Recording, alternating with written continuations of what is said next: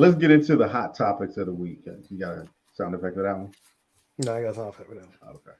So late in the fourth quarter of the Bills and Ravens game, with the score tied, the Ravens decided to go for the TD on fourth and goal instead of kicking the field goal and taking the lead. They failed. The Bills proceeded to drive into field goal range and win the game. Do you think Harbaugh made the right decision, or should he have taken the field goal, or should he have kicked the field goal? Mark, I'll start with you. I mean, hindsight is instead of settling for 0 points, you settle for 3 points. I mean, it's the hindsight. I mean, we criticized the Denver's coach for doing it with Russell, not putting the trust in the quarterback and putting it all in his hands. They've been doing this for the last couple of years as far as going forward and allowing Jackson to get the extra yards, to get the first down and so forth.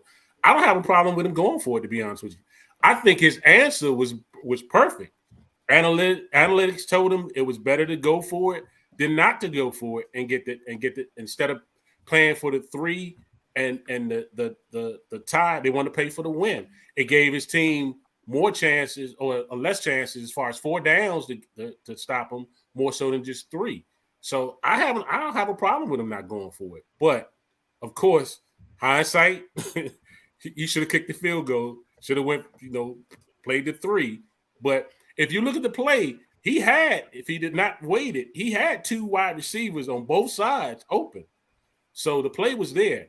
I just think they probably should have tried a little bit a play that probably they haven't seen before. Buffalo have kind of threw a little ruffle in it, and maybe that would have helped out.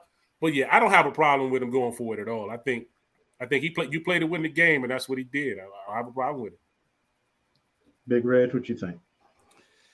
I think this is a classic example of coaching staff coaching scared, not believing in his team, and an offensive coordinator who has called plays trying to trick a team instead of using the full capabilities of his quarterback.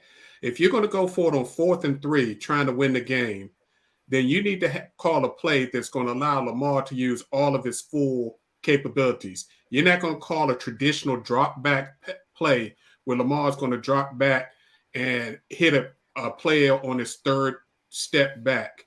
You're going to give him something, a read option or something like that, where you can move the defense and give him a chance to play. But that never should have happened. Kick the field goal. Statistics can lie.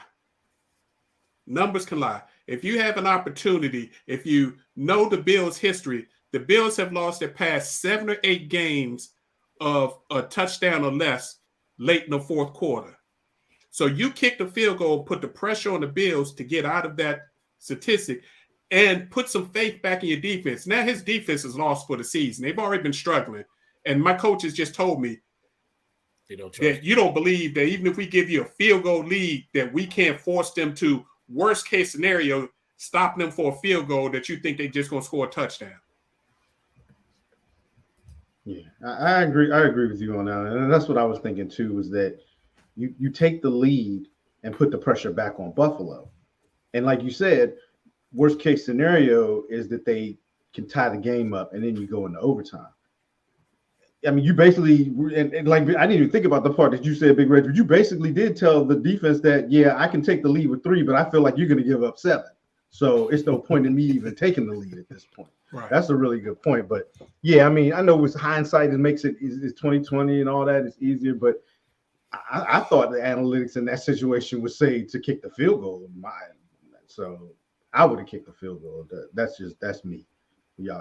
So Marcus. So, much like Mark said, hindsight is 2020. But here's where it's different than what Denver did. The Denver head coach did earlier this season. They were losing, and his option was either go for it or kick a 60-something yard field goal. So it's not the same scenario. As far as should they win for it? Should they kicked it? I don't know. Maybe he's taking a page out of Duke Staley's playbook. He just goes for it. Big Red is right. I don't think he had much confidence in his defense. And the offense hadn't scored that whole second half at all, even though they were very close right there when he went for it. I'm gonna say, yeah, he made a mistake. He probably should have kicked it and just let the defense do what they going to do, because I mean, Buffalo hadn't been wasn't blowing them out like they've done other teams. They were pretty much holding them in check a little bit, more so in the first half than they did in the second half. But you need to put some confidence in your defense and see what happens. He definitely should have kicked that field goal. And he did something like that last season too, didn't he? He did something like that last season. He must be spending summer times with Duke Staley of the Chargers. I don't know what's going on with Harbaugh.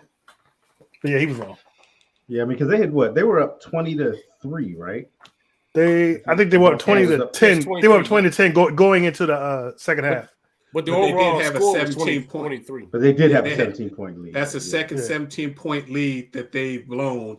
And both games the same way. Started off hot, and then the offensive coordinator started calling a vanilla game. We're just going to coast in for the win instead of keeping his foot on the gas.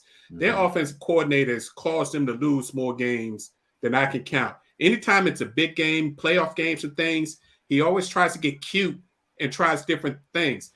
They're a power running game that has a quarterback that can run, but can also hit wide receivers and tight ends once you get everybody sucked in on a run. If you don't do that, then you're trying to outsmart somebody and be cute, and it's playing against your strengths as an offense. We see that. We talk about that a lot with offensive coordinators in the league, where they get cute with stuff. And you're like, what are you doing? Like, you don't have to prove to us that you're this genius. You're an offensive coordinator in the NFL for a reason. Stick with what works and what you know. You don't got to get cute. But we talk about that a lot. We see it a lot all the time. So, but see, I blame more of that loss on the defense than I do on the offensive coordinator. I mean, yeah, he may have taken his foot off the gas, but come on, defense. You were up, was it 13, 17 points? Come on. But your offense didn't score after that? True. Well, And the word is that they were going to allow them to score fast, and so you can keep the time on the clock. That's the reason why Marcus Peters was pissed, because half of the team knew it and half the team didn't know it, that they were going to allow them to score and get the ball back soon. So yeah, I mean, a lot of it goes on the defense. It really does. Yeah, but their defense has been playing bad for now a year and a half. So if you know that, you got to outscore people. Right.